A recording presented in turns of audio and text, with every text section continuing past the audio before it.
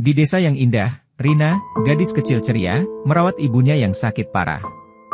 Setiap hari ia berharap ibunya sembuh. Suatu malam hujan deras, ibunya meninggal dunia. Hati Rina hancur. Beberapa hari kemudian, setelah hujan berhenti, muncul pelangi indah di langit. Rina menatapnya dengan mata berkaca-kaca, merasa ibunya berada di tempat yang indah. Pelangi ini mengingatkanku bahwa setelah hujan pasti ada keindahan, bisiknya. Pesan moral, setelah masa sulit, selalu ada harapan dan keindahan.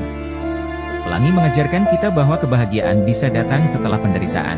Jangan pernah menyerah, karena keindahan akan muncul pada waktunya.